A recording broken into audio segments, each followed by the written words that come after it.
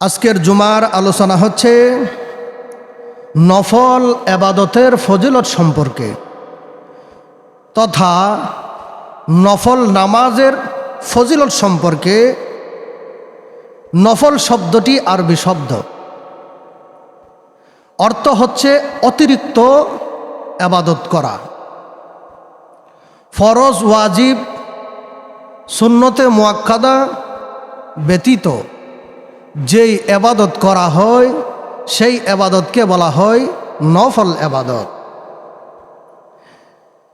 নফল এবাদত এমন একটি সম্পদ যেই এবাদতের মাধ্যমে যদি আপনার ফরজ, ওয়াজিব এবং সুন্নতে মুআক্কাদা ওই সমস্ত এবাদতগুলির মধ্যে ত্রুটি হয়, তাহলে নফল এবাদতের মাধ্যমে ওই এবাদতের ত্রুটিগুলি আল্লাহ পরিপূর্ণ করে দেন। সুবহানাল্লাহ। নফল এবাদত এমন একটি শক্তিশালী এবাদত যেই এবাদতের মাধ্যমে আল্লাহর সান্নিধ্যতা অতি তাড়াতাড়ি লাভ করা যায়। সুবহানাল্লাহ বলি না? নফল এবাদতের শক্তি এমন শক্তি যে এবাদতের শক্তির মাধ্যমে আমার উপর, আপনাদের উপর আল্লাহর রহমত এমনভাবে বর্ষিত হয়, আল্লাহর রহমতের বৃষ্টির মাধ্যমে আল্লাহ আমাকে আপনাকে ধুয়ে পবিত্র পরিষ্কার করে আল্লাহর ওলিতে পরিণত করেন। সুবহানাল্লাহ। নফল এবাদত ব্যতীত আল্লাহর ওলি হওয়া সম্ভব না, ঠিক না বে ঠিক? আল্লাহর সান্নিধ্যতা, নৈকট্যতা লাভ করতে গেলে নফল এবাদত লাগবে। নফল এবাদত এমন একটি শক্তিশালী এবাদত যেই এবাদতের মাধ্যমে আল্লাহর সান্নিধ্যতা লাভ করা যায়। নফল এবাদত জারি রাখলে অল্প কিছুদিনের মধ্যে আল্লাহর ওলি হওয়া যায়। সুবহানাল্লাহ।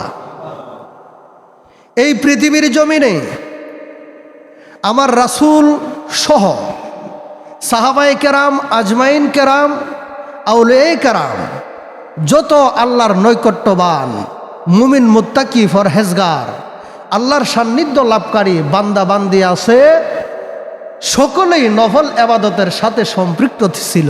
সুবহানাল্লাহ। নফল এবাদত ব্যতীত আল্লাহর সান্নিধ্যতা, নৈকট্যতা, আল্লাহর পক্ষ থেকে শান্তি পাওয়া যাবে না। প্যারা হাজরিন, আল্লাহর আইন, আল্লাহর হুকুম, আল্লাহর আহকাম মান্য করা হচ্ছে ফরজ। আল্লাহর আহকাম, আল্লাহর হুকুম, আল্লাহর আইন পালন করা হচ্ছে ফরজ। যেমনিভাবে আল্লাহ পাক আমাদেরকে 5 ওয়াক্ত নামাজ প্রদান করেছেন, এই 5 ওয়াক্ত নামাজ পালন করা, আদায় করা, এটা হচ্ছে আল্লাহর আদেশ, আল্লাহর হুকুম। সেই জন্য আমাদের উপর এই হুকুম পালন করা ফরজ। সুবহানাল্লাহ। আল্লাহর আইন, আল্লাহর হুকুম আদায়ের পরে বান্দা নিজে থেকে স্বেচ্ছায় যদি আল্লাহকে আরো খুশি করার জন্য কোনো এবাদত করে থাকে, সেই এবাদতটা হবে নফল এবাদত। সুবহানাল্লাহ। নফল এবাদতের মধ্যে গুরুত্বপূর্ণ এবাদত হচ্ছে নফল নামাজ আদায় করা। এই নফল নামাজ এর সওয়াব অনেক শক্তিশালী। দ্বিতীয় নফল এবাদত হচ্ছে রোজা পালন করা। সুবহানাল্লাহ বলি। নফল রোজা পালন করা একজন মুমিন, মুসলমান, মুত্তাকি, ফরহেজগার নরনারী যদি তার কলবকে পরিষ্কার করতে চায়, যদি তার দেহকে পবিত্র করতে চায়, যদি তার আত্মা, তার রুহুকে অতি পবিত্র করতে চায়, সে যেন নফল নামাজ এবং নফল রোজা এই ইবাদত বন্দেগী পালন করে। সুবহানাল্লাহ। প্যারা হাজরিন, একটা মানব দেহের মধ্যে 360টা হাড় রয়েছে। কয়টা হাড়? 360টা হাড় আছে। প্রত্যেকটা হাড়ের, প্রত্যেকটা শিরা উপশিরার সদকা আল্লাহর দরবারে করতে হবে। সুবহানাল্লাহ। প্রত্যেকটা হাড়ের, প্রত্যেকটা শিরা উপশিরার সদকা আল্লাহর দরবারে আদায় করতে হবে। এখন প্রশ্ন হচ্ছে, আল্লাহ পাক যে একটা মানব দেহের মধ্যে 360টা হাড় গুঁড়া দিয়েছে, উপশিরা, শিরা উপশিরা, রগ আল্লাহ দিয়েছে, এবং আল্লাহ অনেক যন্ত্রাংশ একটা মানব দেহের মধ্যে দিয়েছে, তার সদকা কিভাবে আদায় করবে? কোনো অর্থ প্রদানের মাধ্যমে না। অর্থ প্রদানের মাধ্যমে সদকা আদায় করলে আদায় পরিপূর্ণ হবে না। আমার আল্লাহ বলেছেন, যদি আমার বান্দাবান্দিরা আমি আল্লাহর আহকাম, আদেশ, হুকুম পালনের পরে যদি তারা আমাকে খুশি করতে গিয়ে নফল এবাদত করে, তাহলে এই নফল এবাদতের বরকতে আমি আল্লাহ তার প্রত্যেকটা হাড় গোড়ার সদকা হিসাবে আমি আল্লাহ কবুল করে তাকে ফুতুপবিত্র করে রাখবো। সুবহানাল্লাহ।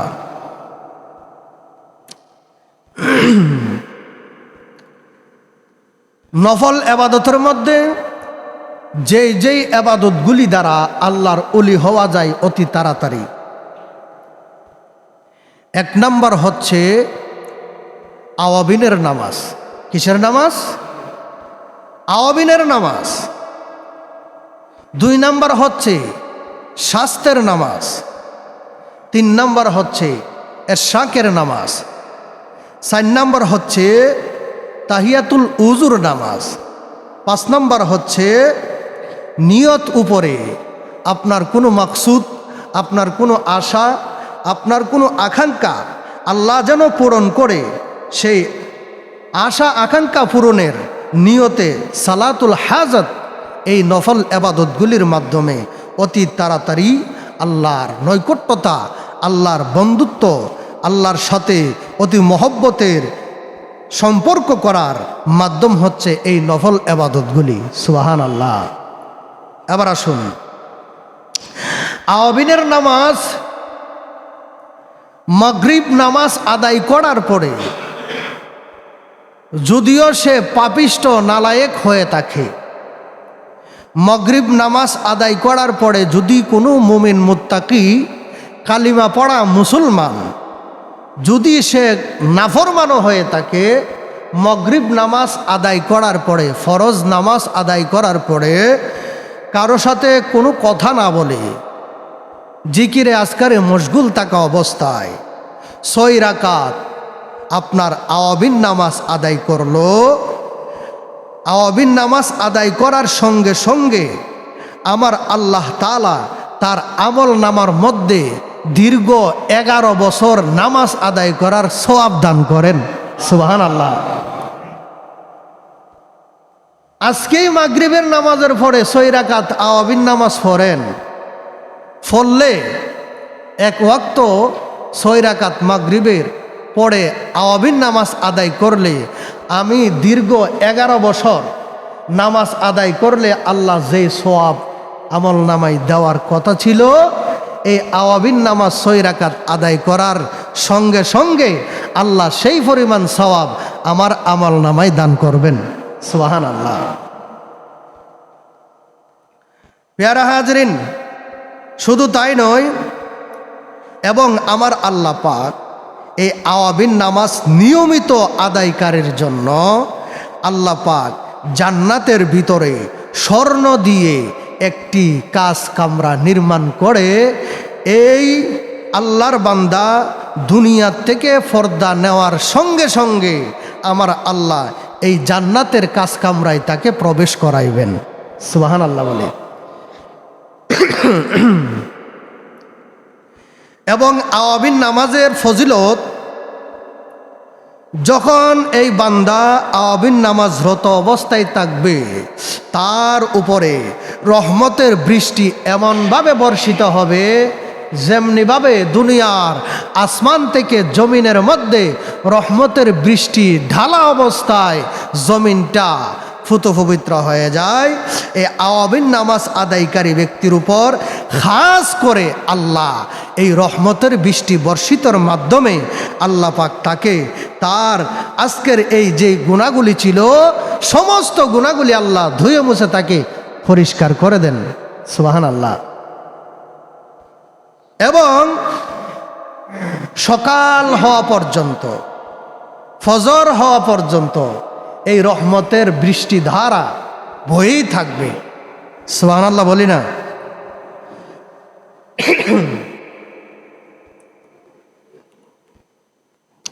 আওয়াবিন নামাজের এত ক্ষমতা, আওয়াবিন নামাজের এত শক্তি, এই আওয়াবিন নামাজের মাধ্যমে যখন তার প্রতি রহমতের বৃষ্টি বর্ষিত ধারাবাহিকভাবে থাকবে, এই ধারাবাহিক থাকা অবস্থায় যদি আল্লাহর এই বান্দাটা তাহাজ্জুদের নামাজ দাঁড়িয়ে যায়, তাহাজ্জুদের নামাজে দাঁড়ানোর সঙ্গে সঙ্গে আমার আল্লাহ ফেরেশতাদেরকে আদেশ করবে, হে ফেরেশতারা, আওয়াবিন নামাজের মাধ্যমে সেই পবিত্র হয়ে গেছে, এখন আমার কাছে পৌঁছার যেই নামাজ তাহাজ্জুদ, সালাতুত তাহাজ্জুদ, সেই নামাজ আদায় করার জন্য আমার এই বান্দা দাঁড়িয়ে গেছে। এই মুহূর্তে আমার এই বান্দাকে আমার বন্ধুর বলে ঘোষণা দিয়ে বন্ধুদের খাতার মধ্যে তার নাম লিখিয়া দাও। সুবহানাল্লাহ বলি না? তাহাজ্জুদ নামাজেরও আপনার এত শক্তি, তাহাজ্জুদ নামাজের মাধ্যমে একজন মানুষ আল্লাহর জমিনে মুমিন মুত্তাকি ফরহেজগার বান্দাবান্দিগণ তার কলবের শক্তি অর্জন করতে পারে, তার রুহের শক্তি অর্জন করতে পারে। আল্লাহ তার রুহের শক্তি এবং তার কলবের শক্তি পরিপূর্ণভাবে এই তাহাজ্জুদ নামাজের মাধ্যমে দান করে। যখন তার কলবে আল্লাহর দেওয়া কুদরতি এলমে লাদুনির শক্তি ঢুকে যায়, প্রবেশ করে, সে যদিও মূর্খতা অবস্থায় থাকে, সে এই দুনিয়ার জমিনে একজন জ্ঞানী প্রতিষ্ঠিত আল্লাহওয়ালা ব্যক্তি হিসাবে পরিচিত লাভ করে। সুবহানাল্লাহ। সবচাইতে গোপন ইবাদত হচ্ছে সালাতুত তাহাজ্জুদ। সুবহানাল্লাহ বলতেন না? আওয়াবিন নামাজের মাধ্যমে তাহাজ্জুদ নামাজের শক্তি অর্জন করা যায়। আওয়াবিন নামাজ যিনি আদায় করলো, ওনার নামখানা অলস ব্যক্তিদের নামের তালিকা থেকে আল্লাহ কর্তন করে, অলস ব্যক্তিদের নামের তালিকা থেকে আল্লাহ কর্তন করে আল্লাহর নেককার বান্দাদের তালিকার মধ্যে লেখেন। সুবহানাল্লাহ। ইফতেদা মানে দাখিল করা। আর তাহাজ্জুদ নামাজ আদায়কারীকে আল্লাহ পাক এই নেককার ব্যক্তিদের তালিকা থেকে নামটা আপনার ডেভেলপ করে উপরে উঠিয়ে আবদালের কাতারে, আল্লাহর অলিদের কাতারে নিয়ে যান। সুবহানাল্লাহ। এবার আসুন আরেকটা শক্তিশালী নফল ইবাদত, শাস্তের নামাজ। একজন মুমিন মুত্তাকি ফরহেজগার নরনারী ফজরের নামাজ আদায় করার পরে মসজিদে যদি মুমিন বান্দা ফজরের নামাজ জামাতে আদায় করলো, জামাতে আদায় করার পরে অপেক্ষা করবে, আল্লাহর গুণকীর্তন, রাসূলের উপর দুরূদ আদায় করবে। দুরূদ আদায় করার পরে ওই ব্যক্তিটা মসজিদ থেকে বাহির না হয়ে, অর্থাৎ আল্লাহর জিকিরে মশগুল থাকা অবস্থায় সূর্য উদিত হওয়ার পরে যদি ওই ব্যক্তি 2 রাকাত অথবা 4 রাকাত নামাজ আদায় করে, এই নামাজটাকে বলা হয় শাস্তের নামাজ, সূর্য ওঠার নামাজ, সূর্য উদিত হওয়ার নামাজ। এই সালাতুস শাস্ত, এই নামাজ আদায় করার ফজিলতে এই ব্যক্তির যে সমস্ত দিন এমনভাবে আল্লাহ অতিবাহিত করবে যেন সে নিরাপদ আশ্রয়ে মার কুলে অবস্থান করবে। সুবহানাল্লাহ। এবং তার রিজিকে বরকত হবে, তার হায়াতে বরকত হবে, তার সংসারে বরকত হবে। সে যেই দিকেই যাবে আল্লাহ পাক তার জন্য সেই দিকে তার জন্য মঙ্গল এবং ফজিলত বরাদ্দ রাখবেন। সুবহান আল্লাহ। আমরা স্বাস্থ্যের নামাজ ভুলেও পড়ি না, ঠিক নেই? এই স্বাস্থ্যের নামাজের মাধ্যমে আল্লাহ পাক একটা মানব দেহের মধ্যে 360টা হাড় জোড়া রেখেছেন। এই স্বাস্থ্যের নামাজ আদায়ের মাধ্যমে আজকের দিনের এই 360টা হাড় জোড়ার সদকা আদায় হয়ে গেছে। আমার আল্লাহ তার পক্ষ থেকে তার শরীরের প্রত্যেকটা হাড়গোড়ার সদকা হিসাবে এই সালাতুল স্বাস্থ্য নামাজের মাধ্যমে আল্লাহ সদকা আদায় করে নিলেন। সুবহান আল্লাহ। প্যারা হাজরিন, আরেকটা নামাজ হচ্ছে ইশাকের নামাজ। সূর্য উদিত হয়েছে, উদিত হওয়ার পরে সালাতুল স্বাস্থ্য নামাজ আদায় করার পরে কোনো ব্যক্তি যদি নিয়ত করে যে আজকে আল্লাহ পাকের নৈকট্য লাভের জন্য আমি 2 রাকাত অথবা 4 রাকাত নামাজ আদায় করব, স্বাস্থ্যের নামাজ আদায় করেছি, এখন ইশাকের নামাজ আদায় করব, বেলা দুপুর হওয়া পর্যন্ত সূর্য মাথার উপরে আসার আগ মুহূর্তে, সূর্য মাথার উপরে চলে আসলে হারাম ওয়াক্ত হয়ে যাবে। সূর্য মাথার উপরে আসার আগ মুহূর্তে যদি ব্যক্তি গোসল করলো, ইবাদতের জন্য নিজেকে প্রস্তুত করলো, উজু করলো, উজু করার পরে তাহিয়াতুল উজু নামাজ পড়লো, তাহিয়াতুল উজু নামাজ আদায় করার পরে সালাতুল ইশা অর্থাৎ দ্বিপ্রহরে, মানে সমস্ত দিন যে অর্ধেক হয়ে গেছে, শুকরিয়াতান আল্লাহর দরবারে 2 রাকাত অথবা 4 রাকাত নামাজ আদায় করলো। এই নামাজ আদায়ের বরকতে আসর পর্যন্ত, মাগরিব পর্যন্ত আল্লাহর নিয়োজিত ফেরেশতার মাধ্যমে তাকে হেফাজত করা হবে। সুবহান আল্লাহ। আল্লাহর ফেরেশতাদের মাধ্যমে আল্লাহ নিয়োগ করে দিবেন, যাও তোমরা আমার এই বান্দাকে হেফাজত রাখিও আসর নামাজ অথবা মাগরিব নামাজ পর্যন্ত। আসর নামাজের পরে ফেরেশতা রদবদল হয়। সমস্ত দিন যেই ফেরেশতা ডিউটি করেছে, আসর নামাজ আদায়ের পরে এই ফেরেশতা চলে যাবে, কিয়ামত পর্যন্ত আর আসবে না। আল্লাহ আবার আসর নামাজ আদায়ের পরে নতুন ফেরেশতা নিয়োগ দিবে। এই ফেরেশতা ফজর পর্যন্ত আল্লাহর মুত্তাকি মুমিন বান্দা বান্দিকে আল্লাহ পাহারা দিয়ে রাখবেন। সুবহানাল্লাহ বলি না? প্যারা হাজরিন, এইরকম ভাবে নফল ইবাদতগুলি আল্লাহর দরবারে পৌঁছার বিভিন্ন সুযোগ আছে।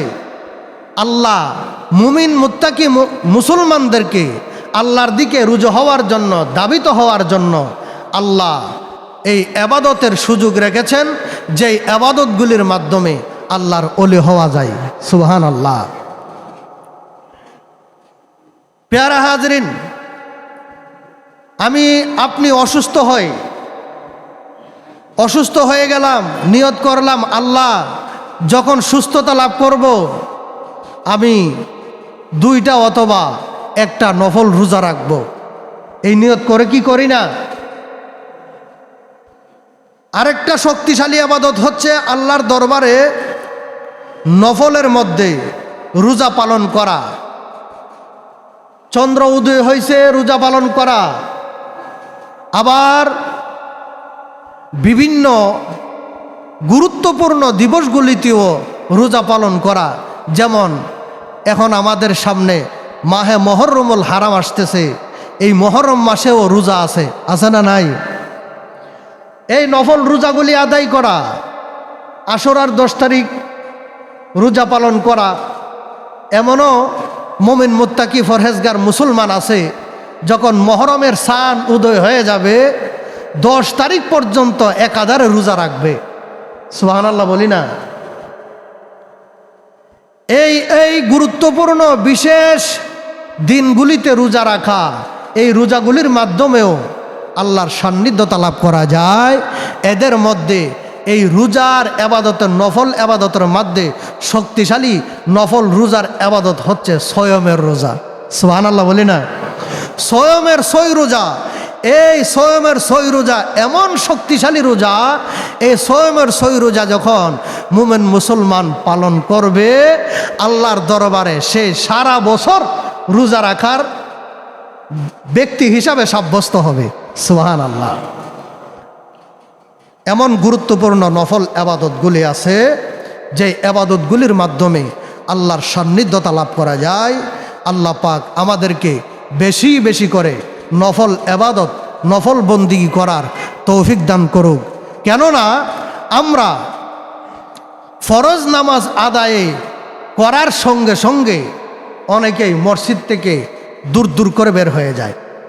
এরকম আছে না নাই?